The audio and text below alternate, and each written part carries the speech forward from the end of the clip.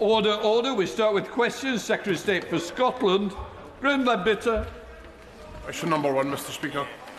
Secretary of State. With permission, Mr Speaker, I will answer questions 1 and 7 together. The measures announced by the Chancellor at the budget will help families right across Scotland.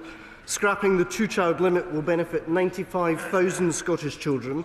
We're putting more money into the pockets of 220,000 people in Scotland through increases in the national minimum wage, and the triple lock pension increase will benefit around 1 million Scottish pensioners. We're also cutting energy bills by up to £300 for those most in need. Leadbitter. Thank you, Mr Speaker. While the Labour Westminster Government has been killing jobs, hiking energy bills and exacerbating the cost of living crisis, yesterday the SNP Scottish Government's budget cut child poverty, boosted funding for the NHS and slashed income tax for hard-working families. Well done. A clear majority of workers in Scotland will pay less tax than the rest of the UK. Does the Secretary of State support the action in the SNP's budget, or would he prefer the lowest earners in Scotland paid more tax, as they do under Labour? Mr Speaker, what's the reality? The governing philosophy of the Scottish National Party is 19th century nationalism. What's the reality of what we saw yesterday? The 19th budget from John Swinney. The idea that after 18 goes they're going to get it right on a 19th go is frankly risible. We have the same record of failure with the SNP, and if people want a new direction, they'll have the chance to vote for it in May. Liz Saville-Roberts. Meirionnydd, England-only projects like Northern Powerhouse Rail give Scottish Government the Barnett consequentials which they rightly choose to use on costs of living support like the Scottish Child Payment. But Wales is denied any such extra funding. His government is committed to learning lessons from HS2. So why can't Wales have the same means which would, I can assure him, allow a Plaid Cymru Welsh government to spend to alleviate child poverty? Well, Mr Speaker, I think 19th century nationalism is a bad prescription for Scotland, and it's also a bad prescription for Wales. The reality is we are proud of the fact that we're increasing public investment, not just in rail, as we've heard today from the Transport Secretary, but more broadly across public services in every part of these islands. Chair of the Select Committee, Patricia. Thank you, Mr Speaker. The Secretary of State is aware that the Scottish Affairs Committee recently conducted an inquiry into the Thistle, the Safer Drug Consumption Room in Glasgow. I hope that this innovative facility will help to cut drug death numbers in Scotland. But does he agree with me that the Thistle on its own cannot end the drug crisis? And does he therefore further agree that a real terms cut of £1.3 million from alcohol and drug services is entirely the wrong move in yesterday's Scottish budget? Mr Speaker, this is literally and figuratively a deadly serious issue. The reality is, as we've just heard from the SNP benches, they're claiming in the coming months that this is as good as it gets for Scotland. And yet the reality is their shameful record in Scotland has been more than 6,800 drug deaths since the SNP themselves declared a public health emergency. That, let us be clear, is the worst drug-related death rate in Europe. It is a shameful failure by the Scottish Government, and despite all of their claims about the budget yesterday, once again it was a missed opportunity to take a better approach. We have provided the resources, but alas, we have a government that is out of time, out of ideas, and is failing in terms of public health. Christine Sullivan. Thank you. Actually up here, because I did need to speak to you. Please, go. Thank you, Mr Speaker. After 19 years of SNP government, does he agree with me that yesterday's budget reflects broken public services, decades of economic stagnation? That means for many families there's just too much month at the end of the money. Mr Speaker, well, what's the reality after the budget that we saw from the Scottish Government yesterday? The reality after 19 SNP budgets is hundreds of thousands of us stuck on NHS waiting lists in Scotland, over 10,000 children waking up in temporary accommodation with no permanent home, and councils unable to afford even the most basic. Look at the comments yesterday in relation to what they did to local government. They don't learn, they don't understand, and they are out of time. Mr. Mr. Speaker, one way to lessen the bite of the cost of living for hard-working Scots would be to cut their taxes, letting people keep more of their hard-earned money. Unfortunately for the Nationalists, this appears to be an anathema. Instead, they're increasing foreign aid spending, reserved to £16 million, introducing yet more tax bans, more new taxes, but nothing to incentivise people to find good, well-paying jobs. Conservatives know you cannot tax a nation into prosperity. Does the Secretary of State agree? Why did the Conservatives deliver a decade of low growth, high inequality and high taxes when you were last in power? In fact, let's just take a moment to have a look at the Conservatives' record when they were in power. 11% rate of inflation under the Conservative government, of which the honourable member was part. Interest rates have hit the highest level in 40 years. Mortgages are up to £221 a month for families who were forced to remortgage after the mini-budget. There are many people who have interesting observations on how to run an economy. The Conservative front bench is not one of them. Alan Gamble. Question number 2, Mr. Speaker. Secretary of State. With permission, Mr. Speaker, I'll answer questions 2, 3, 6, 9, 10 and 14 together. Just last week, we launched the UK Government's £140 million Local Growth Fund, which will help to deliver economic growth to 5 Scottish regions. Scotland will also benefit from around £700 million of other local and regional project funding over the next 3 years. And in addition, as we pointed out in relation to the budget, the UK Government has provided the Scottish Government with the largest block grant in the history of devolution. Thank you, Mr. Speaker. Can I thank the Secretary of State for the announcement of £11 million for local growth funding for Ayrshire. Ayrshire boasts internationally successful businesses in engineering, advanced manufacturing, aerospace, defence and energy. And I've been working with my excellent Ayrshire colleagues, the Ayrshire Chamber of Commerce and the Ayrshire College to ask businesses what more we can do to grow the economy. Does the Minister agree with me that we must support Ayrshire's most successful sectors and ensure this region plays its part in growing Scotland's economy? Well, Mr. Speaker, absolutely. I welcome the work of the ambitious Ayrshire consultation and pay generous tribute to the work that my honourable friend is doing. As Trade Minister, I visited companies including Exchequer and GE Aerospace in Ayrshire and saw for myself the extraordinary potential for growth-driving sectors like advanced manufacturing. As part of the more than £200 million the UK Government is investing in Ayrshire, the Local Growth Fund will provide flexible, targeted support to help unlock exactly that potential. Chris Simpson. Thank you, Mr. Speaker. After years of increases to the cost of living, my Airdrie and Shotts constituents are understandably impatient for change and want to see the benefits of economic growth in their communities and in their pockets. Can he provide further detail on how this Government is supporting the growth of local economies in North Lanarkshire, and what role does he see AI, advanced manufacturing and life sciences playing in that growth by helping to build supply chain resilience locally? Mr. Speaker, of course North Lanarkshire has been at the heart of Scottish manufacturing for many decades.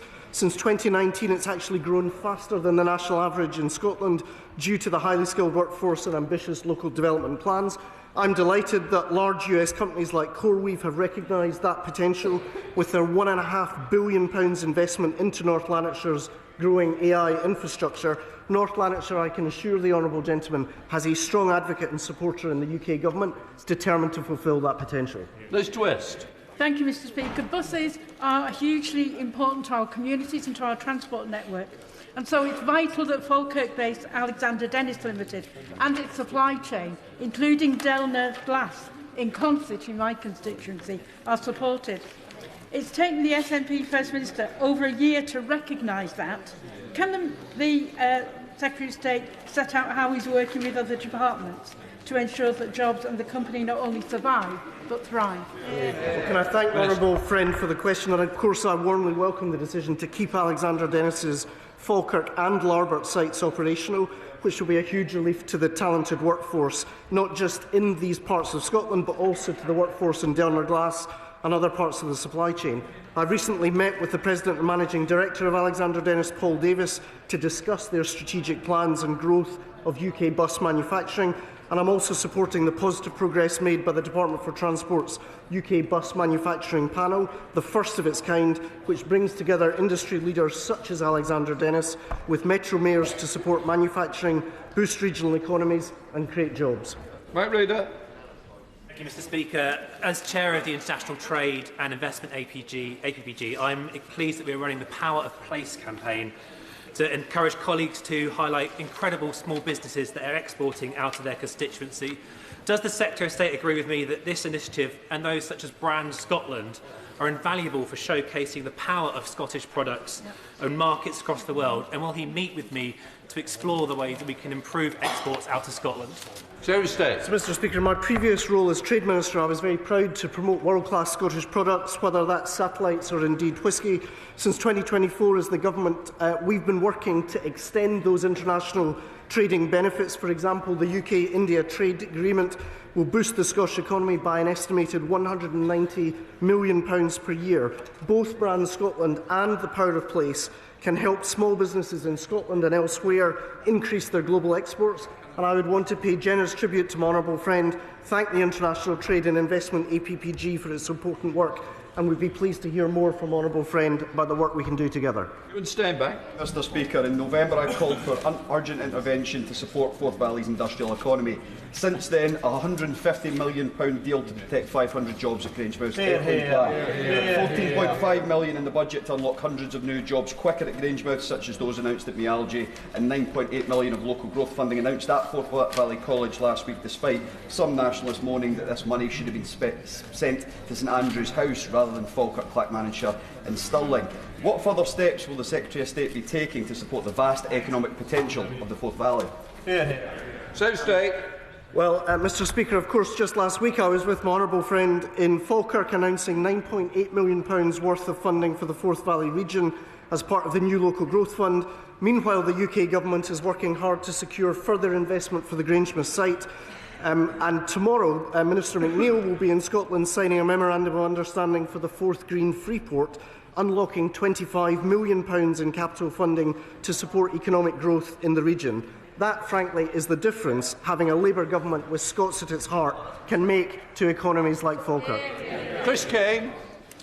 Thank you, Mr. Speaker. Does the Secretary of State agree that yesterday's SNP budget, which meters out another round of civic vandalism to local authority budgets, demonstrates a failure to understand that economic growth is built from the ground up and requires well-funded local authorities delivering schools, infrastructure and clean, safe communities?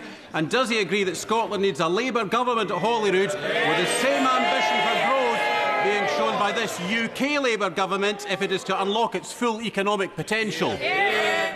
Secretary of State. Speaker, I sense that my honourable friend has forgotten more about local government financing than John Swinney will ever know.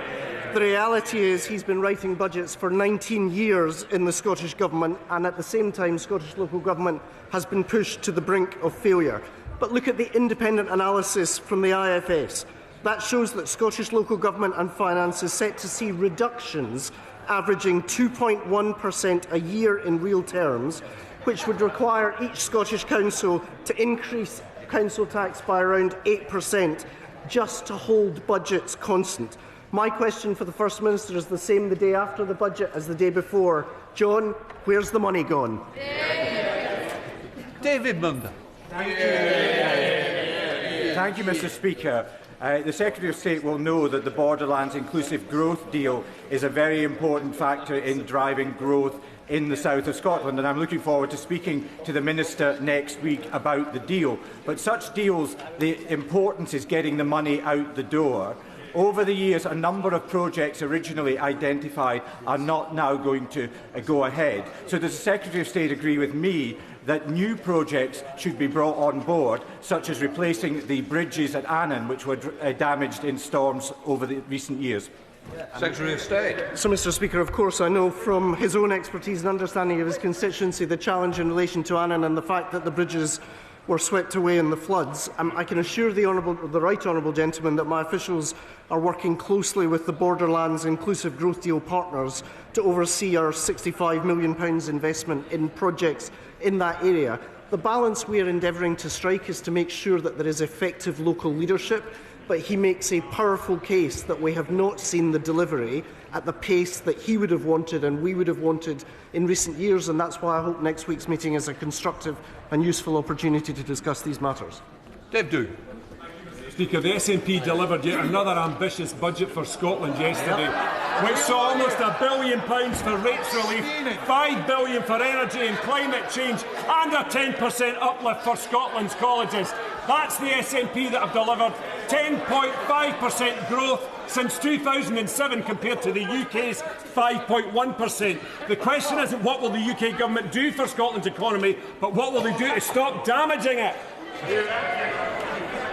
Secretary of State. Mr. Speaker, through the shouting I heard the claim that the announcement yesterday in the Scottish budget helped Scottish colleges. I had the opportunity to be at Forth Valley College last week. I simply invite the honourable gentleman to talk to the principal of Forth Valley College, or indeed West College, or any of the FE colleges across Scotland. And if the honourable gentleman wants to suggest for 1 second that the uplift announced yesterday touches the sides of the 20% cut that we saw previously, then it would be an interesting perspective. Look at the numbers, don't judge it on the rhetoric, judge the cuts that his government has delivered, and then come back and perhaps apologise to the young people of Scotland. Wendy Chamberlain. Mr. Speaker, business rates are crippling, particularly for hospitality in North East Fife, including hotels, and we know that we haven't seen the initiatives that have delivered business rate relief in Scotland as other parts of the UK. Now, the UK government may be U-turning on this issue, but would they consider a cut to VAT for hospitality so businesses across the UK can benefit? Secretary of State. So, Mr. Speaker, my initial glance at the Scottish budget that was announced yesterday suggests that there will still be significant uplifts in 2026 in terms of business rates across Scotland. That is a direct challenge to the claims that we've heard from the Scottish Government in terms of economic growth. And so I hope that, as well as continuing to advocate and make the case to the UK Government, she and her colleagues will take the opportunity to say Scotland's high streets are being let down by the Scottish Government, as surely as Scotland's public services are also being let down. Harriet Cross. In people's pockets is vital for economic growth, but today the government has signed the country up to the highest energy bills for offshore energy for the next 10 years, and bills that we'll be paying for 20 years to come. Can the Secretary of State explain how this is going to get more money back in people's pockets to spend on high streets rather than just to spend on higher bills? Well, Mr. Speaker, let's actually start with the facts. Our auction today delivers new renewable power that is cheaper to build than operate than building new gas. Let me give you the figures. Here are the key facts. The cost of building and operating new gas, £147 per megawatt hour. The strike price we agreed today, average of £91. That means the price of wind we've secured is 40% lower than the cost of building and operating new gas power plants. It's simply not true. Jamie Stone. Thank you, Mr. Speaker. Tonight, millions of people will tune in to The Traitors, which was filmed at Ardross Castle in my constituency. Really, I should have put on my Claudia Winkleman eyeliner for this one. It's brought millions of pounds and jobs to the Highlands. So can I ask the Secretary of State what plans he has to encourage the screen industry to look at locations like Ardross Castle in Scotland? So firstly, Mr. Speaker, I defer to my Cabinet colleague, the Secretary of State for Health, in terms of his expertise and knowledge when it comes to The Traitors. He made a powerful case on television that he had watched the series, and I then had to catch up subsequently. I would simply say Ardross Castle is a fantastic advert for Scotland, not simply within the castle, but the scenes around it. I was talking only yesterday to my colleague, the Member of Parliament for Stirling, about the huge potential for the film industry in Scotland, and we stand ready with our colleagues in DCMS to do whatever we can to support Screen in Scotland. Brendan O'Hara. The Secretary of State talked about supporting economic growth in Scotland. Well, perhaps he should check in with the local authorities across the Highlands and Islands, who combined have received absolutely nothing from the UK Government's Local Growth Fund. Life is tough enough for our rural communities, so this decision to exclude them from the Local Growth Fund will only make things more difficult. So will he listen to the advice of the leader of Argyll Butte Council, Councillor Jim Lynch, who desperately seeks that he rethink this allocation? Seriously. Mr. Speaker, I understand that the SNP's grievance machine doesn't run on facts, but let me introduce a few facts into the conversation. The Highlands and Islands are benefiting from more than £300 million in investments, including £80 million to support neighbourhoods through Pride and Place, and of course the £25 million for the Inverness and Cromarty Green Freeport. I can attest to that because I visited Inverness and announced it. Secretary of State, under by. Mr. Speaker. Mr. Speaker, the Labour government are doing absolutely nothing to grow the Scottish economy, from the national insurance increase, the family farm tax, the unemployment rights bill, to gutting the oil and gas industry. Growth halved, unemployment up, inflation up. But not total incompetence. But not only are they incompetent, Mr. Speaker, they are weak. So weak that Scottish Labour announced they wouldn't oppose the SNP's budget before they even knew what was in it. Now, we know they aren't very good at government, but you would have thought, after all these years, they might have worked out how to do opposition, wouldn't you? Mr. Speaker, let's see whether the opposition frontbench agree with the opposition frontbench leader, because, of course, you don't need to take my word for it in terms of the complete chaos that was left by the last government. The present leader of the Conservative Party is the one who admitted they had, and I quote, no plan for growth. So we're not going to take any lectures from a party that delivered not just the Liz Truss budget, but an economy that was high in inequality and low in growth. Andrew Bowie. Mr. Speaker. Mr. Speaker, what we saw yesterday from the SNP was nothing more than the same old, tired, stale government with tired, stale gimmicks, handouts, and an addiction to punishing hard-working Scots with the highest taxes for poorer services. Nothing for growth, nothing for entrepreneurs, and nothing for businesses. But what would you expect from the separatist pressure group cosplaying as a government that is the SNP? So does the Secretary of State agree that after 19 years we need change in Scotland, and that the only party with a plan to cut tax, cut the benefit bill and support business and grow the economy is the Scottish Conservative and Unionist Party? Secretary of State. Unsurprisingly, no. I half agree with them, which is that Scotland frankly deserves better than a government that after 19 years is claiming to be the change that Scotland needs.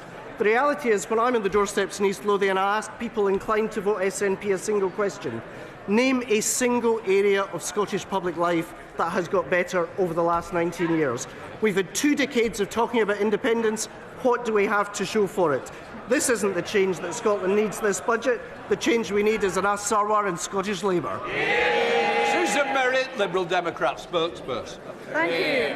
Mr. Speaker, I'd like to congratulate the Government on the successful 7th round of the allocation of green energy and CFD contracts, nearly 20% of which are going to Scotland. It's good to see that even amid their U-turns, a Liberal Democrat system from over a decade ago is still delivering. What discussions has the Minister had with his Cabinet colleagues to ensure the benefits are passed on to the Scottish people through skilled jobs, working to upgrade the grid, and crucially through protecting and defending our offshore infrastructure? Secretary of State. Mr. Speaker, I was last in touch with the Designated Secretary about an hour ago before Scottish Questions. I talked to him after the Cabinet and discussed these issues with him in the Cabinet. The choice, and it's a very serious question, it deserves a serious answer, the choice is not whether to build, but what to build. And our answer is clean, homegrown power that we in the United Kingdom control. Our answer is that we should build new renewables because they are cheaper to build and to operate than gas.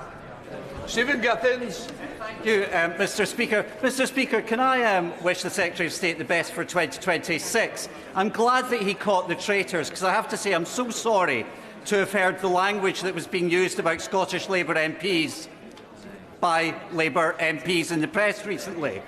So I wish him the best. But can he tell me the best way to improve our lives and our economy? Why is Scotland the only part of the UK where child poverty is going down? Well, in part, child poverty is going to be falling because of the 95,000 kids that we helped by abolishing the 2-child cap. It is not a coincidence that on a single afternoon, our Chancellor of the Exchequer took the mantle from Gordon Brown as being the politician who lifted the most kids out of poverty across the UK in a single parliament. Gordon Brown had taken that mantle previously from Dennis Healey. It is not a coincidence that Labour Chancellors lift kids out of poverty. That's what we do, and we're proud of it. Take the Secretary of State a little bit more seriously if so many Labour MPs hadn't lost the whip for backing our vote on tackling the 2-child cap. Now, the Scottish child payment has been described as game-changing.